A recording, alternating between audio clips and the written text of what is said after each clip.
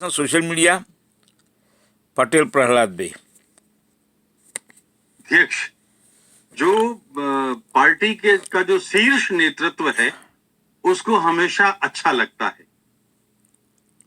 वो दौर हमने देखा है और सुना है और बहुत पुराना दौर नहीं है जब अध्यक्ष कांग्रेस पार्टी के कामराज होते थे और उन्होंने लाल बहादुर शास्त्री से कहा कि आप प्राइम मिनिस्टर बन जाइए।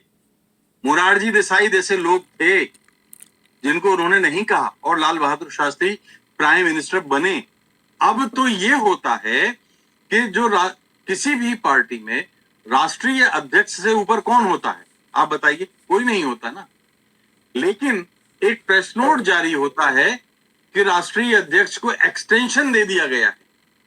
अब ये कौन सी अदृश्य ताकत ने, मतलब कोई तो चीज है जो उससे भी ऊपर है। कोई तो चीज है, कोई ताकत ऐसी है। कम से कम यही बता दें कि मार्गदर्शक मंडल ने ये काम कर लिया कॉन्स्टिट्यूशन में कहीं है। कोई उसके रिकॉर्ड के लिए मीटिंग हुई हो, उसके लिए कोई मतदान हुआ हो, कोई नामांकन अधिकारी ने उनका नाम का ऐलान किया हो, कुछ हुआ हो, तब तो बात समझ में आती है।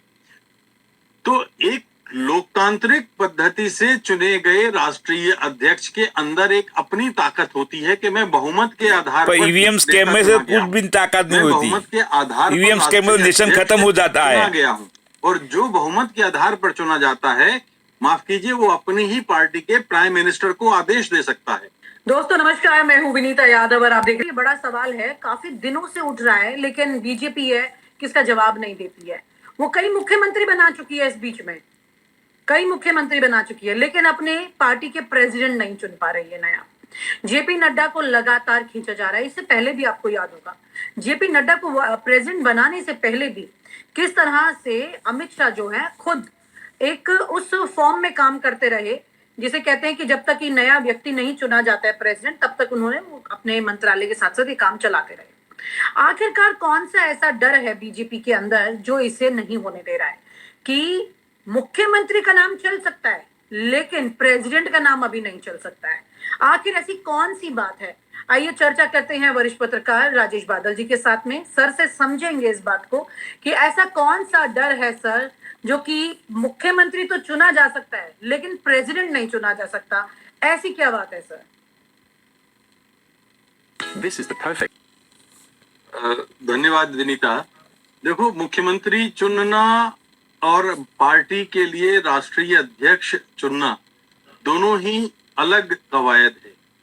और मुख्यमंत्री तो आपको देख ही रहे हैं हम लोग 10 साल से कैसे चुने जाते हैं, लेकिन पार्टी अध्यक्ष के चुनाव में अब खासतौर पर पिछले 10 वर्षों में जो उनके पिछले 5 वर्षों में जो उनको अनुभव हुए हैं, मैं कह सकता हूं कि बड़ा मुश्किल है और बड़ी चुनौती इसलिए है कि देखिए, पहले अमित शाह थे तो अमित शाह और प्राइम मिनिस्टर नरेंद्र मोदी की केमिस्ट्री अच्छी है और वो केमिस्ट्री अच्छी रही तो जोड़ी चल गई। ठीक वैसे ही जैसे किसी जमाने में लाल कृष्ण आडवाणी और अटल बिहारी वाजपेयी की चलती थी।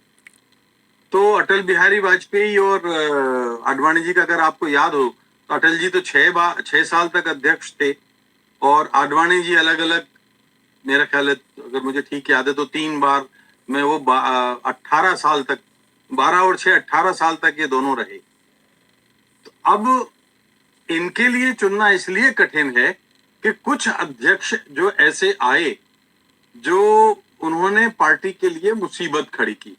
हम नड्डा से शुरुआत करते हैं कि जेपी नड्डा ने आए और 2 उनकी टिप्पणियां ऐसी रहीं, उन 2 टिप्पणियों ने भारतीय जनता पार्टी का अगर फायदा नहीं किया, नुकसान नहीं किया तो फायदा भी नहीं किया।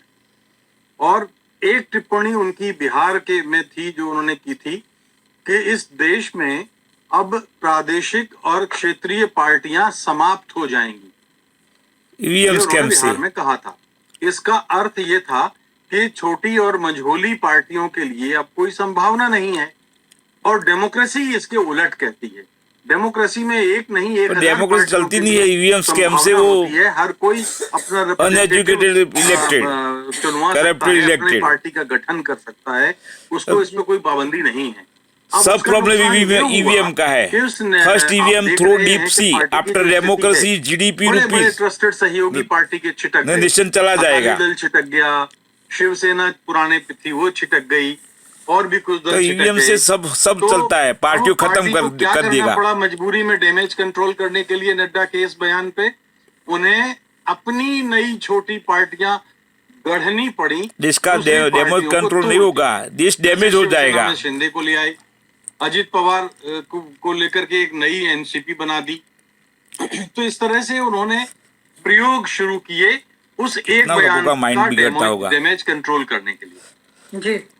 दूसरा बयान ये था नड्डा का कि नड्डों अब बड्डो बजा आरएसएस की खोटा हमको से जरूरत लट्ठा से नहीं है। बजा। अब ये अगर कोई पढ़ा लिखा और बौद्धिक बयान होता तो शायद इसका कुछ लोग विश्लेषण भी करते, लेकिन हम सब जानते हैं कि भारतीय जनता पार्टी के भीतर जो आरएसएस का काडर है, जो कार्यकर्ता है, करीब करीब 50% हैं लोग जो आरएसएस से निकल के आए।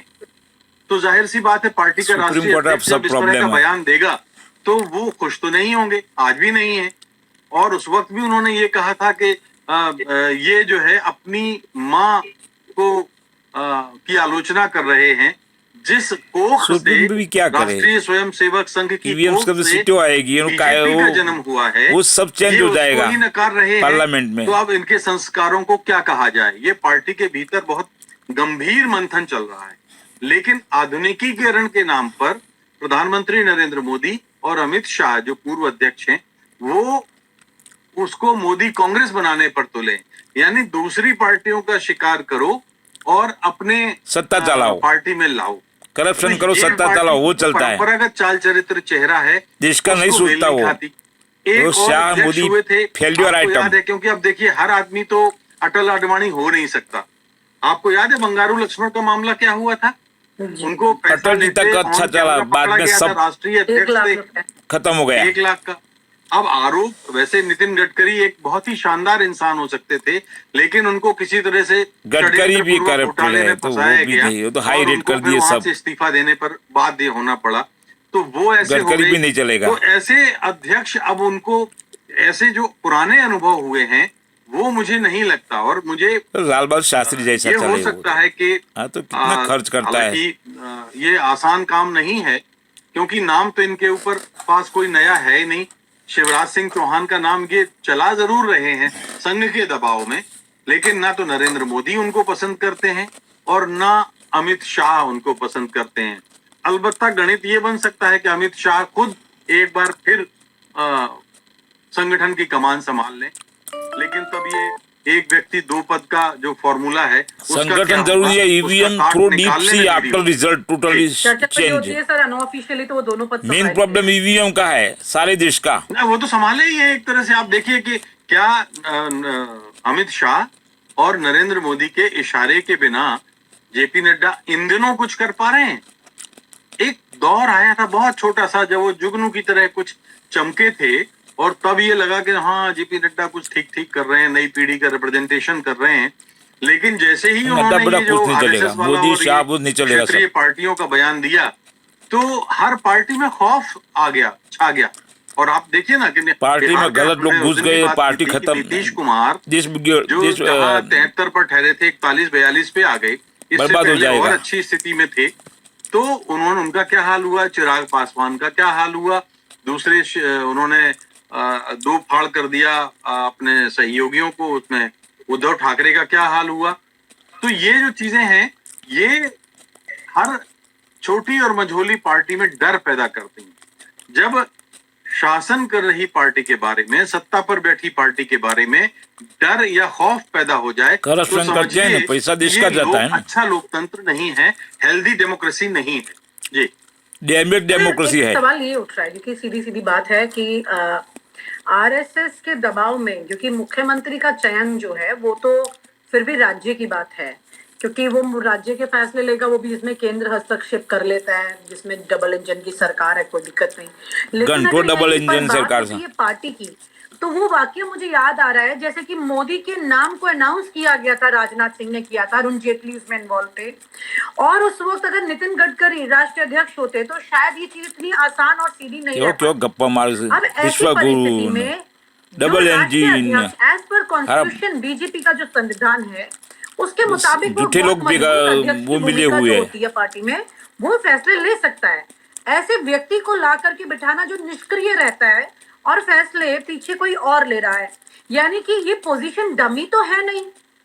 बीजेपी के राष्ट्रीय अध्यक्ष की पोजीशन डमी तो है नहीं, वो मजबूत ताकतवर है, लेकिन वहां पे निष्क्रिय व्यक्ति को बिठा देना, जैसे कैग में बिठा दिया, जैसे सीसी पे बिठा निष्क्रिय दिया, सब, जैसे राष्ट्रपति RBI में बिठा उपराष्ट्रपति दिया, सब निष्क्रिय, और बाकी इलेक्शन कुछ में कमिश्नर नहीं सुप्रीम जाऊंगी, कोर्ट बड़ा सब प्रॉब्लम हो निष्क्रिय जाएगा। लोग आ जाते हैं लेकिन तो देश खत्म हो यहाँ जाएगा। पर अगर बात मोदी करें तो निष्क्रिय, एक शाह पोजीशन से निष्क्रिय, सब शुरुआत की निष्क्रिय है। पद से शुरुआत की है बीजेपी ने, देखा जाए तो निष्क्रिय लोगों को लाके बिठा देना जो कुछ ना करे, और ऐसी परिस्थिति में बड़े आराम से वो अपना काम कर सकते हैं।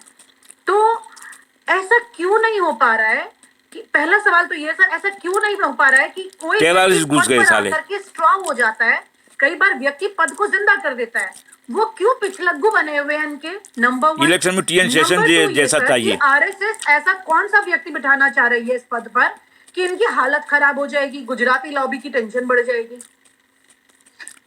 देखिए, पहली बात तो ये है कि डमी अध्यक्ष जो पार्टी के का जो शीर्ष नेतृत्व है उसको हमेशा अच्छा लगता है। Do you want to start a highly वो दौर हमने देखा है और सुना है, और बहुत पुराना दौर नहीं है, जब अध्यक्ष कांग्रेस पार्टी के कामराज होते थे और उन्होंने लाल बहादुर शास्त्री से कहा कि आप प्राइम मिनिस्टर बन जाइए। मोरारजी देसाई जैसे लोग थे जिनको उन्होंने नहीं कहा और लाल बहादुर शास्त्री प्राइम मिनिस्टर बने। इसका मतलब ये हुआ कि पार्टी तब इतनी ताकतवर होती थी कि सत्ता उसको रिपोर्ट करती थी। पार्टी में लेकिन ये ताकत बहुत नहीं बुरे है, जमाने की ईवीएम से बातें मोदी हैं। शाह बना, अब ईवीएम से राजनीति और सियासत के रंग सब हम देख गलत रहे चलता हैं। है। उसमें सरकार सब या ऑल सत्ता सेक्टर संगठन फेल। को चला रही है। तो डमी की जो शब्द आपने इस्तेमाल किया बिल्कुल ठीक है। आपको क्या याद आता है कि भारतीय जनता पार्टी में अध्यक्ष पद के लिए आखिरी बार वोटिंग कब हुई थी? याद आता है आपको? पिछली बार मतदान कब हुआ था? अब तो ये होता है कि जो किसी भी पार्टी में राष्ट्रीय अध्यक्ष से ऊपर कौन होता है? आप बताइए, कोई नहीं होता ना। लेकिन एक प्रेस नोट जारी होता है कि राष्ट्रीय अध्यक्ष को एक्सटेंशन दे दिया गया है। अब ये कौन सी अदृश्य ताकत ने, मतलब कोई तो चीज है जो उससे भी ऊपर है। गधेड़ा ने सी बना पासा देश बर्बाद થઈ ગયો બે ગધેડા છે मार्गदर्शक मंडल ने ये रंगा बिल्ला में कहीं है અને ईवीएम આ તૈની जबरदस्त तकलीफ तैनी છે देश માટે देश बर्बाद થઈ જશે। नामांकन अधिकारी ने उनका नाम का ऐलान किया हो, कुछ हुआ हो, तब तो बात समझ में आती है। तो एक लोकतांत्रिक पद्धति से चुने गए राष्ट्रीय अध्यक्ष के अंदर एक अपनी ताकत होती है कि मैं बहुमत के आधार पर नेता चुना गया हूं, मैं बहुमत के आधार पर राष्ट्रीय अध्यक्ष चुना गया हूं। और जो बहुमत के आधार पर चुना जाता है, माफ कीजिए, वो अपनी ही पार्टी के प्राइम मिनिस्टर को आदेश दे सकता है। और हमने देखा है अतीत में जवाहरलाल नेहरू को आदेश मानना पड़ा, इंदिरा गांधी ने नहीं माना, वो अलग बात थी। लेकिन वो भी हमने एक दौर देखा जब मोरारजी देसाई प्राइम मिनिस्टर थे तो चंद्रशेखर की स्थिति क्या थी, हमने वो भी दौर देखा है। तो कहने का मतलब यह है कि लेकिन अब वो स्थितियां बहुत बदल गई। अब जो बड़े नेता हैं राष्ट्रीय अध्यक्ष के पद पर, ऐसा कोई नेता नहीं चाहते जिनसे वो उनके पद को खतरा हो। अब नेता नहीं, अब तो गलूड़िया पे होती है, सुरक्षित महसूस करें। और आजकल कुछ ऐसी सियासत हो गई है कि वो हर सामने वाले से वो अपने भय में रहते हैं। तो जेपी नड्डा से जैसा एक मैं शब्द क्या कहूं, मैं वो शब्द ही, उसके अलावा कोई दूसरा शब्द भी बेहतर सा नहीं है। जेपी नड्डा राष्ट्रपति उपराष्ट्रपति बता रबर स्टैंप, अपना इलेक्शन कमीशन रबर स्टैंप, कुछ अध्यक्ष सुप्रीम कोर्ट रबर स्टैंप, बता रबर स्टैंप पे कैसे पार्टी में तो मुझे नहीं नजर आता कि ऐसा कोई अध्यक्ष हो। शिवराज सिंह चौहान भी नहीं हो सकते, जैसा जो बहुत नाम उनका आ रहा है। दूसरा जो पाप के सवाल का दूसरा भाग है कि क्या राष्ट्रीय स्वयंसेवक संघ के पास भी कोई ऐसा ट्रम्प कार्ड है? नहीं, राष्ट्रीय आरएसएस पर भी फेल है। मुझे लगता है आरएसएस के पास इसकी चाबी हो सकती है, बशर्ते आरएसएस की चले। आरएसएस में ब्रेन वाला नहीं, मैं खबर से भूखा मगर अनुभव कुछ मुख्यमंत्री जो दिल्ली की बात करें, महाराष्ट्र की बात करें, या फिर आप हरियाणा की बात कर लीजिए, तो यहाँ पे आरएसएस की भी मर्जी शामिल रही है मुख्यमंत्री बनाने में, और दिल्ली में तो ज्यादा परसेंटेज रही है बनाने के लिए। देखिए, मैंने शुरुआत में ही कहा कि मुख्यमंत्री बनाने में और राष्ट्रीय अध्यक्ष बनाने में बहुत फर्क है। और कैसा फर्क है, हमने शायद पिछले किसी डिबेट में बात की थी कि आम आदमी पार्टी को मैं हमेशा से भारतीय जनता पार्टी की बी पार्टी मानता रहा हूं।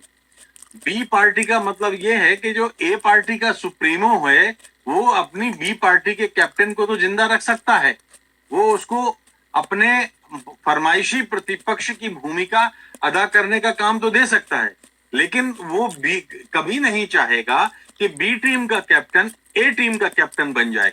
तो मुख्यमंत्री तो वो आरएसएस को बनवाने दे सकता है, लेकिन वो ऐसा कोई राष्ट्रीय अध्यक्ष बनवाने में उनकी नहीं सुनेगा जो कि प्राइम मिनिस्टर के लिए खतरा बन जाए। जी जी, यानी कि अभी अगर कोई राष्ट्रीय अध्यक्ष आरएसएस के मुताबिक आ गया तो ये तो बात साफ है कि जो एक बड़ा वर्चस्व बनाने की कोशिश एक लॉबी की रही है वो छिन्न भिन्न हो जाएगी और रातों रात जिसे कहते हैं अर्श से फर्श पर आ जाएगी। और ऐसा मुमकिन इसलिए हो सकता है क्योंकि पिछले 5 साल में, स्पेसिफिकली 10 साल में से पिछले 5 साल में जो रहे मोदी सरकार के सेकेंड टर्म जो रही उसमें काफी છેલ્લા 10 વર્ષથી ईवीएम સ્કેમથી ગધેડા પાર્લામેન્ટમાં ઘૂસી ગયા છે એનો પરિણામ છે। करके खड़ा कर दिया गया था, अब वो वापस आगे फॉरवर्ड आना चाह रही है उसमें और कंट्रोलिंग पावर अपने हाथ में चाहती है। जब सत्ता आती है तो कंट्रोल किसके हाथ में, इसकी लड़ाई शुरू हो जाती है और ये सबसे बड़ी लड़ाई इस वक्त इन दो के बीच में चल रही है, पार्टी और संगठन के बीच में। शायद इसी वजह से अभी तक ये नाम तो आया है और उम्मीद ये भी नहीं की जा रही सर अभी तो जल्दी आ भी जाएगा भी नाम। देखिए, राष्ट्रीय स्वयंसेवक संघ के लिए ना ये बहुत ही नाजुक वक्त निकल रहा है। हम लोग बायोलॉजी में एक मुहावरा पढ़ा करते थे, स्ट्रगल फॉर एग्जिस्टेंस, यानी अपने अस्तित्व के लिए संघर्ष। जब नड्डा ने उस पुड़िया को, उस तिलिस्म को उजागर कर दिया कि भाई बीजेपी आरएसएस को भाव नहीं देती, बीजेपी आरएसएस के महत्व को कमतर मानती है, तब आरएसएस को लगा और अब आरएसएस अपने लिए दोबारा अपनी दुनिया गढ़ने की, रचने की कोशिश कर रही है। और ऐसे में मुझे लगता है कि राष्ट्रीय स्वयंसेवक संघ को अब आने वाले दिनों में हम थोड़ा सा आक्रामक होते हुए भी देखेंगे। अफसोस की बात यह है इसके लिए करना जरूरी है। इसके लोग जिन मुद्दों पर आक्रामक होते हैं, रंगा बिल्ला को निकालो बस, उनको अपनी ही पार्टी के अंदर प्रभाव पैदा करने में सक्षम नहीं है। वो एक जन धारणा तो बना सकते हैं हिंदू राष्ट्र बनाने को लेके या नाम बदल देने को लेके या किसी भी बात अल्पसंख्यकों के बारे में, लेकिन उससे बीजेपी को क्या फर्क पड़ता है। लोग तो यही समझते हैं कि यही तो बात बीजेपी कहती है, तो बीजेपी की नीतियों पर ही तो आरएसएस चल रहा है या आरएसएस की नीतियों पर ही तो बीजेपी चल रही है। ये बात जी, लेकिन ये फर्क के साथ अभी सत्ता के सुख भोगने का भी फर्क यहाँ बड़ा आ गया है, किसको कितना कमाना है ये फर्क भी यहाँ पर आ गया है, किसकी जेब में कितना जा रहा है। बहुत सारी चीजें हो गई हैं, पर्दे के पीछे चल रही हैं, आम पर्दे के पीछे साजिश चलती है, स्कैमत से टोटली। शायद जिन सब चर्चाओं से उन्हें समझ में आया कि पर्दे के पीछे कहानी